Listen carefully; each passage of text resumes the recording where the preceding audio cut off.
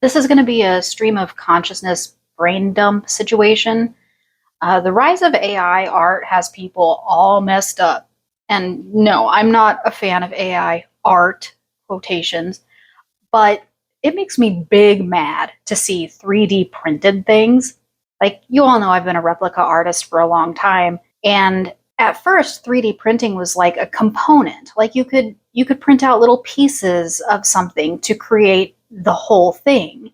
But now it's entire props being 3D printed and people fawn over them like, "Wow, that Sailor Moon scepter is so cool. You're such a good artist." I'm like, "Okay, first of all, no. Mm-mm." But also, yes, it is super cool and perfect, and I'm mad about it, and I'm jealous of 3D printers. And I think I'm probably also jealous of AI art. And I guess the tricky part is, where do we draw the line? What's acceptable and what isn't? Like, I like to use polymer clay in my art, and sometimes I press it into a mold. Is a mold okay? Why couldn't I just make a bow from scratch? Using a mold is cheating. And you can say, hey, it took a human hand to smooth the clay and smush it down into the mold, so it's not the same thing as 3D printing. But it did take a human hand to make the 3D model in software, or at least a human brain. And it took a hand to load the filament, you know? And some people will say digital art is cheating, especially if you use software to straighten lines, like I do. Digital photography is cheating because you can see images in real time rather than having to wait for processing. A real artist takes the risk of the potential of overexposed film or something. And you're not a real woodworker if you use a lathe. You're not a real blacksmith if you use any electric powered tools. You're not a real leather worker if you use a sewing machine to stitch your pieces. You're not a real writer if you use a word processor or a typewriter. Write by hand. It goes on, and where does it stop? It doesn't. There will always be somebody gatekeeping. I recently read an article that says the biggest movie of 2027 will be completely made in somebody's bedroom. And at first I thought that meant like it's going to be an OnlyFans or something, but no, they meant by prompting AI. And my complaints of AI, I suppose, is that with no actual artistic abilities, people are saying that they're artists. I'm an AI artist. No, you're just describing things to a robot, which I guess means someone could have a talent for writing. And when you think about games for the visually impaired, those are all text-based, and as such, it takes somebody really good at describing things to make those games interesting, which, fun fact, I used to do for a little company called ToastSoft. Of course, the environmental impact it's having. People are legitimately suffering living near these like AI facilities. Their living space is becoming contaminated, and it's super gross. And of course, there are some who hope AI will go away completely. I do hope that at the very least we address how not to contaminate our real life environment. I mean, the internet's already trash. We're not doing the actual real world any favors, are we? So no, it's not going anywhere, at least not anytime soon.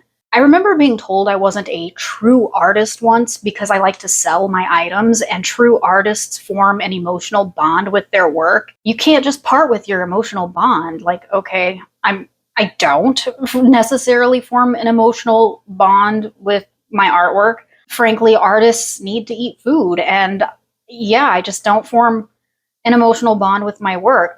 Though I do have this weird emotional bond with a carabiner clip I bought in 2007, but if I'm producing art to sell, it's for sale.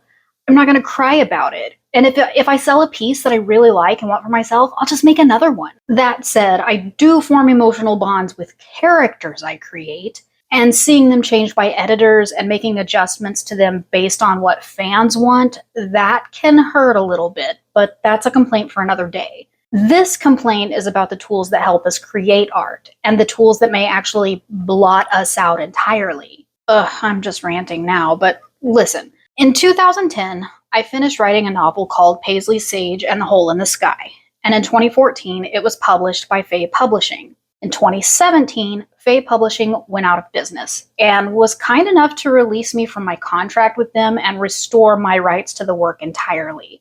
This means the story is mine again, and I can do with it whatever I want. And since then, 2017, what I've wanted is to create a YouTube series. And I got an iPad in 2020 and started learning Procreate. But I have always been like, oh, my art's not good enough. And then I change my style. And then again, it's not good enough. And here it is, 2025, and I've not accomplished anything other than hating on my own art. Now the robots are catching up to me. Not only have I been feeling like I'm competing with the talent of human artists, now I'm competing with the talent of artificial intelligence. And I fall further into this hole of self-loathing that my art isn't good enough and it will never be good enough. And this might seem like an unrelated tangent, but I swear it's relevant. Several months ago, I decided I wanted to become a kettlebell person. I joined a bunch of Reddit communities for kettlebells, watched a bunch of TikToks, and decided, you know what, I want my whole personality to revolve solely around swinging a kettlebell.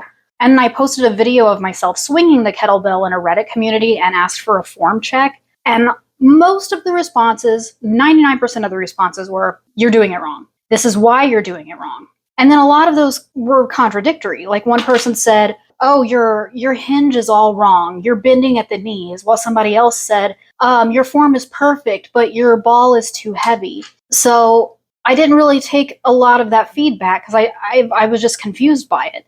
And I told my boss about it, and she said that she'd watched several form check TikToks, and every one of them were filled with, you're doing it wrong. And it seemed like nobody was doing it right.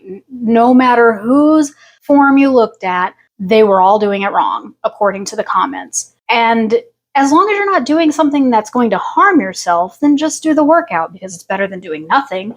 And she's absolutely right. The time will pass anyway. And then that conversation brought me back to when I took archery. And I don't think a lot of people know this, but I'm an archer. I shoot a bare recurve bow with a 35-pound pull. And when I was going to the shooting range, which I've since stopped going, the owner was constantly trying to get me to buy a compound bow with a sight on it and all kinds of other bells and whistles. And I told him I wasn't interested. I was hitting my targets just fine without all of that. And he said, okay, but imagine how much faster you could go from shooting at 30 yards to 100 yards if you have a compound bow.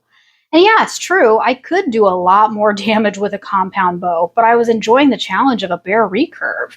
So do I think people who use compound bows are lazy? No. Do I think people who use art software rather than pen to paper are lazy? No. Do I think people who use AI to create art are lazy? Actually, no. I mean, AI has been part of software for a long time. The issue is when the AI is doing all of the work. AI can be a useful tool, but it's finding where to draw the line that it's a problem. And where the line is seems to be subjective. The goalpost is in different places for everybody. And when I say AI is a useful tool, I mean I like to hold my pen steady to make the straight line or a curve because I suck. Because I suck. And I don't mean like telling ChatGPT, give me a picture of Shrek walking on the sun with the lead singer of Smash Mouth and make them both have angel wings.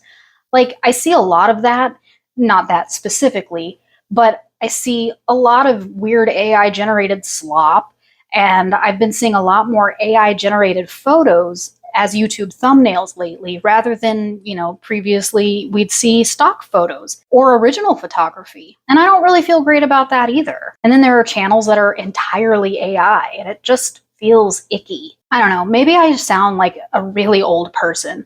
These kids and their newfangled robots, back in my day. I know that when people started using cars over horses, that was a big thing. And then some of that concern was well-founded. The environmental impact, long-term issues, lead poisoning of an entire generation. Same with plastics. I've seen some old-timey anti-electricity propaganda.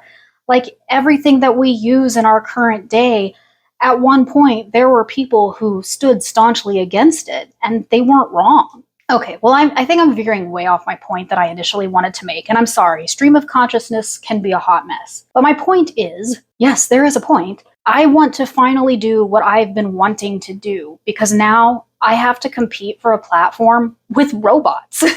Billions of people in the world, and now we're lumping in, as they said on Battlestar Galactica, frackin' toasters. The internet is going to be so saturated with content, not that it's not already, but that nobody will ever see or have the chance to stumble across my stories. And telling stories is all I've ever wanted to do, even since My age was in single digits. I just love making up and telling stories. And no, I'm not going to be perfect. And yes, my art's going to suck, and that's fine. Yes, there are absolutely better storytellers and artists than me, but the time will pass anyway. Also, I'd like to add that I could definitely beat a 3D printer in a fist fight.